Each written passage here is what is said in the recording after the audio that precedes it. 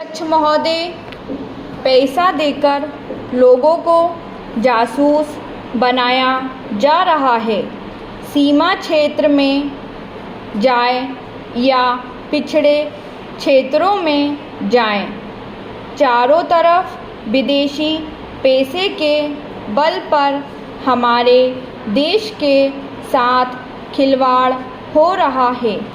इतना ही नहीं, विश्वविद्यालयों में जाएं तो वहाँ भी यही खेल खेला जा रहा है। गिरजाघरों में, मंदिरों में, मस्जिदों में विदेशी पैसे के बल पर अपना प्रभाव जमाने की कोशिश हो रही है। यह समस्या किसी एक पार्टी की नहीं है, यह राष्ट्र की समस्या है। आज सदन में वित्त मंत्रालय की मांगों पर बहस हो रही है। सरकार के हर विभाग का वित्त मंत्रालय से संबंध होता है। देश में जो प्रगति हुई है और हो रही है, उसकी काफ़ी चर्चा हुई है। जो प्रगति हुई है वह चारों ओर दिखाई पड़ रही है। कम से कम रेल विभाग में तो काफ़ी प्रगति दिखाई पड़ रही है। रेलों में अब भीड़ कम होती है। बिजली का भी काफ़ी विकास हुआ है। लेकिन देहातों की तरफ हमारा जो दृष्टिकोण है, उसको देखकर कुछ कष्ट होता है।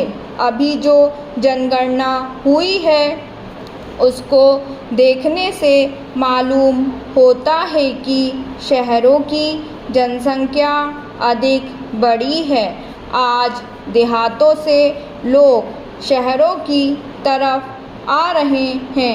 हमारे राष्ट्रपिता ने कहा था कि लोग देहातों में बसे, देहातों के जीवन को पवित्र करें। लेकिन स्वराज के 55 वर्ष बीत जाने के बाद भी देहातों की तरफ न जाकर शहरों की तरफ लोग आते जा रहे हैं। इस प्रश्न पर हमको कुछ गंभीरता से विचार करना होगा। अगर देहातों में लोगों को सुख सुविधाएं मिलती जो आज शहरों में प्राप्त हैं, तो लोग देहातों से शहरों की तरफ ना दौड़ते, बल्कि शहरों से देहातों की तरफ जाते। देहात के जीवन में दो प्रकार की चीज़ें थी। एक तो जमींदारी प्रथा थी और दूसरे वे लोग थे जो रुपए का लेन देन करते थे।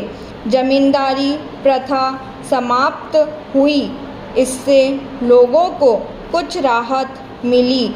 जहाँ तक रुपए के लेन देन का प्रश्न है, पहले 25% तक का ब्याज लिया जाता था। उसमें अब कुछ कमी अवश्य है, लेकिन कहीं कहीं तो अभी भी उतना ही ब्याज लिया जाता है, जिससे कर्जा लेने वाला उसके चंगुल से नहीं निकल पाता।